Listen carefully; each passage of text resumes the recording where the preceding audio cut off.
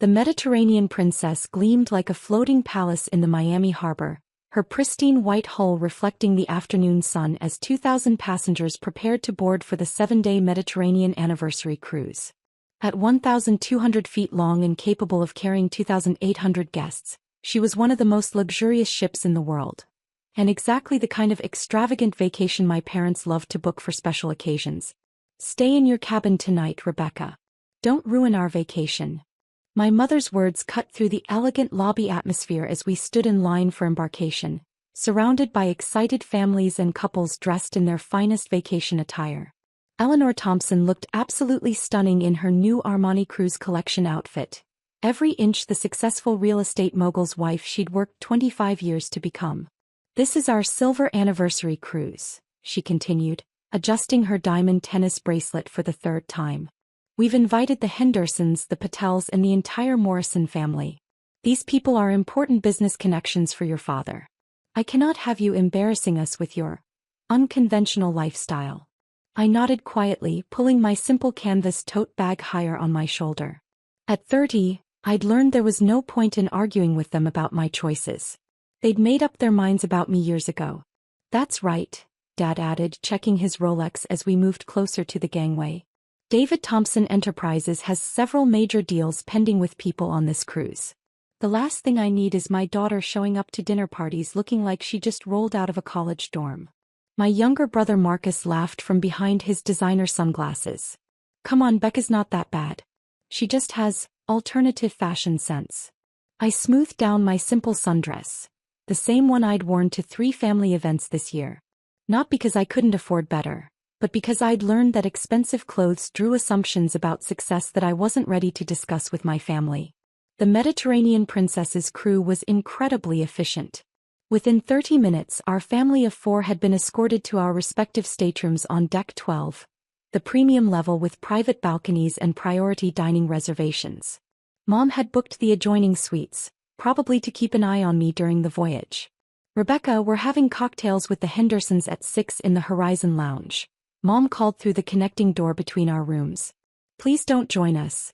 Tell anyone who asks that you're not feeling well." "I understand, Mom," I replied, unpacking my modest collection of cruise clothes. "I'll order room service tonight." As the ship prepared to depart, I stepped onto my private balcony to watch the Miami skyline shrink behind us. The Mediterranean Princess was truly magnificent. Her engineering was flawless, her service legendary, and her amenities world-class.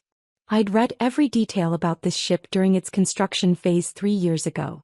Every detail because I'd overseen every aspect of its design and construction personally. My phone buzzed with a message from my chief operations officer. "Captain Martinez confirms smooth departure. All systems optimal. Guest satisfaction ratings from previous voyages averaging 9.8/10. The Henderson party you mentioned is in Suite 1247. Should I have the staff provide extra attention?" I typed back, "Standard VIP treatment for all guests. Nothing that would draw attention to ownership." At exactly 6 p.m., the ship's intercom system crackled to life throughout all decks and staterooms. "Good evening, ladies and gentlemen, and welcome aboard the Mediterranean Princess." The voice belonged to Captain Eduardo Martinez, a distinguished man with 30 years of maritime experience whom I'd personally recruited from Royal Caribbean 2 years ago. "This is Captain Martinez speaking, and I'm honored to be your host for this magnificent 7-day journey through some of the world's most beautiful destinations." I could hear my parents and their friends gathering in the next suite, their conversation and laughter carrying through the connecting door as they prepared for their cocktail party. "Before we begin our voyage," Captain Martinez continued, "I'd like to acknowledge a very special guest joining us for this cruise. It's my distinct privilege to welcome aboard Miss Rebecca Thompson, the founder and owner of Azure Seas Cruise Lines." The silence from the next room was immediate and complete. "Miss Thompson has built one of the most innovative and guest-focused cruise companies in the industry," the captain continued enthusiastically. "Azure Seas operates 12 luxury vessels, including our magnificent Mediterranean Princess, and has revolutionized the cruising experience with industry-leading environmental sustainability and guest services." I could hear something crash in the next room, probably someone dropping their cocktail glass. Miss Thompson's commitment to excellence has earned Azure Seas the highest customer satisfaction ratings in the cruise industry for 3 consecutive years. We're honored to have her aboard her own vessel, though knowing Miss Thompson's humble nature, she'll probably spend the voyage quietly enjoying the same incredible experience she's created for all our guests. The captain's announcement continued for another minute, detailing the ship's amenities and the week's itinerary, but I doubt anyone in my parents' suite was listening to the schedule anymore. I was still standing on my balcony watching the lights of Miami fade into the distance, when someone knocked urgently on my cabin door. "Rebecca." Mom's voice was sharp with panic. "Open this door right now." I walked slowly across my stateroom, a beautifully appointed space with marble bathroom, Italian linens, and original artwork that I'd personally selected during the ship's interior design phase. Taking a deep breath, I opened the door. Mom stood in the hallway wearing her cocktail party dress, but her face was pale and her perfectly styled hair looked disheveled. Behind her, Dad and Marcus were visible in their suite, both staring at me like I'd grown a second head. "Did the captain just say you own this ship?" she asked, her voice barely above a whisper. "I own the cruise line," I corrected gently. "Azure Seas operates 12 ships. The Mediterranean Princess is just one of them, though she's our flagship vessel." Dad appeared behind Mom, his cocktail glass still in his hand. "Rebecca, this isn't funny anymore. What's really going on here?" I pulled out my phone and opened the Azure Seas Management app, the same app one checked every morning to review overnight reports from our fleet across the world's oceans. "Would you like to see?" I asked, showing them the screen displaying real-time operational data from all 12 ships. "We have vessels in the Caribbean, Mediterranean, Baltic, and Alaska right now. About 18,000 passengers total across the fleet today." Marcus pushed past both parents to look at my phone screen. "This is real.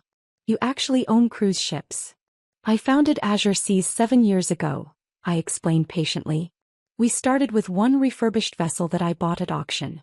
Now we operate 12 custom-built luxury ships and employ about 15,000 people worldwide." The Henderson family appeared in the hallway, drawn by the commotion. Richard Henderson, one of Dad's biggest business partners, looked confused by the scene unfolding outside our staterooms. "Is everything all right, David?" he asked Dad. Before Dad could answer, Mrs. Henderson gasped. "Rebecca, I didn't know you were on this cruise. How wonderful." She clearly recognized me, though I couldn't immediately place her. "I was just reading an article about you in Entrepreneur magazine last month," she continued excitedly, "about how you're revolutionizing the cruise industry with sustainable practices and innovative guest experiences. My daughter is studying hospitality management, and your company is one of her case studies." Mom was staring at Mrs. Henderson like she was speaking in a foreign language. "The article mentioned you were only 30 and already running a billion-dollar company," Mrs. Henderson went on. "Such an inspiration for young women in business." "Billion-dollar company?" Dad repeated weakly. Mrs. Henderson looked confused by my family's shocked expressions. "You must be so proud. Rebecca's made Azure Seas the fastest-growing cruise line in the world. The article said she's completely changed how the industry thinks about environmental responsibility and guest satisfaction." I could see other passengers beginning to gather in the hallway, drawn by the increasingly animated conversation. This was exactly what I'd hoped to avoid. "Perhaps we should continue this discussion in private?" I suggested. Mom nodded mutely and stepped aside to let me into their suite, where the abandoned cocktail party setup looked like a still life of interrupted celebration.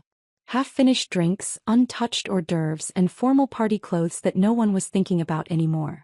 I settled into one of the plush armchairs while my family arranged themselves around the room like they were attending a business meeting instead of a family gathering. "Rebecca," Dad said carefully, "if you own a billion-dollar cruise company, why do you live in that studio apartment? Why do you drive that old Prius? Why didn't you tell us?" "Because I wanted to see if you'd love me and respect me when you thought I was just someone who'd never figured out how to be successful," I replied simply. The truth hung in the elegant stateroom like smoke from an extinguished candle. "For 7 years, you've treated my lifestyle choices like they were evidence of failure.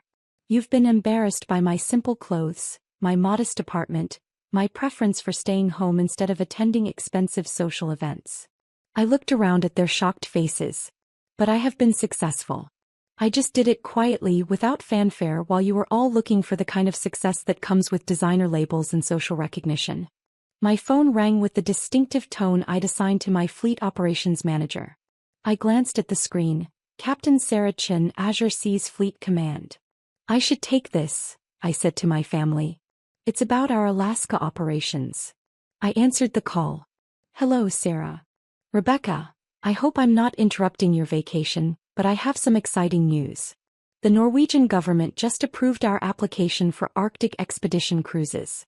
We can start offering sustainable polar exploration voyages next year. That's fantastic news, I replied, aware that my family was hanging on every word. What about the environmental impact assessments? All approved with flying colors. They were particularly impressed with our zero-emission propulsion systems and our partnership with marine biology research institutes. The media is calling it a breakthrough for responsible tourism. Excellent. Any other updates? The Singapore expansion is ahead of schedule. We should have our Asian headquarters operational by December, and the first Asia-Pacific voyages are booking faster than projected. I looked around at 4 faces staring at me in complete bewilderment. Sarah, I'm with family right now. Could we schedule a comprehensive briefing for Monday morning? Of course. Oh, and Rebecca? The UN called about that speech they want you to give at the Sustainable Development Conference. They're very excited to have you address the impact of responsible tourism on global economics. Have my assistant coordinate with them. I'll review the speech outline when I'm back in the office. Perfect. Enjoy your family time and congratulations again on building something truly revolutionary. I ended the call and slipped my phone back into my pocket. The stateroom remained completely silent except for the gentle hum of the ship's engines and the distant sound of waves against the hull. The United Nations? Marcus asked faintly.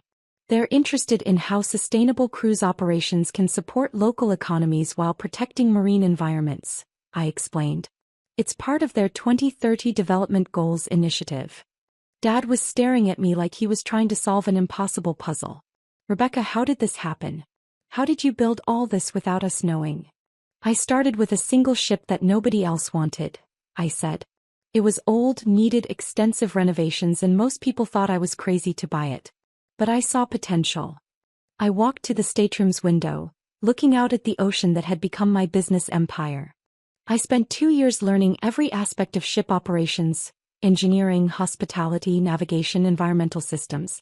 I worked 18-hour days retrofitting that first vessel with sustainable technologies and designing guest experiences that actually mattered. The room was captivated now. By the time we launched our first cruise, I understood the industry better than executives who'd been in it for decades. We weren't just offering another vacation.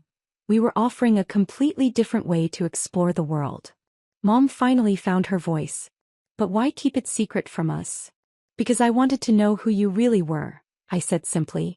I wanted to know if you'd love me and support me when you thought I was just someone who hadn't figured out how to impress people. I turned back to face them. For years, you've introduced me to people as our daughter who's still finding her direction. You've made excuses for my lifestyle, dismissed my choices, and treated my values like they were character flaws instead of business principles. The stateroom felt smaller with each word. But I was finding my direction. I was building something meaningful while you were looking for something flashy. There was a gentle knock on the door. Dad opened it to reveal a crew member in dress uniform. "Excuse me," the young man said politely, "but Captain Martinez would like to invite the Thompson family to join him for a private dinner in the captain's quarters tonight. He's very excited to host Miss Thompson and her family." Mom, Dad, and Marcus all looked at me. "That sounds lovely," I said. "Please tell the captain we'd be honored to join him." After the crew member left, Dad sat down heavily in the nearest chair. "Rebecca," he said quietly, "I owe you an enormous apology. We all do. You don't owe me anything, Dad. But I'd like us to start over. Get to know each other as adults instead of as the roles we've been playing." Mom was crying now. Not the elegant tears of social disappointment, but the messy, overwhelming sobs of someone whose entire understanding of their child had just been transformed. "I'm so proud of you," she whispered. "I'm so incredibly proud of what you've built. And I'm so sorry we never saw it." I walked over and hugged her for the first time in years. Really hugged her, not the polite social embrace we'd perfected for family gatherings. The best part, I said softly, is that now we have 7 days to really talk. No business pressures, no social expectations, just family time on the most beautiful ship in the world. Marcus laughed, though his eyes were wet with tears. Our sister owns the ship we're cruising on. This is either the best vacation ever or the weirdest family intervention in history. Maybe both, I replied with a smile. As we prepared for dinner with the captain, I realized something important. For 7 years I'd been building ships that brought families together for meaningful experiences. Tonight I'd finally managed to do the same thing for my own family. And that was worth more than any fleet expansion or industry award. The Mediterranean Princess sailed on through the calm evening waters, carrying 2,000 passengers toward their dream destinations. But for the first time since I'd launched my first ship, the most important journey was happening right here in Stateroom 1245, where a family was finally learning to see each other clearly. The ocean stretched endlessly ahead, full of possibilities we'd never imagined.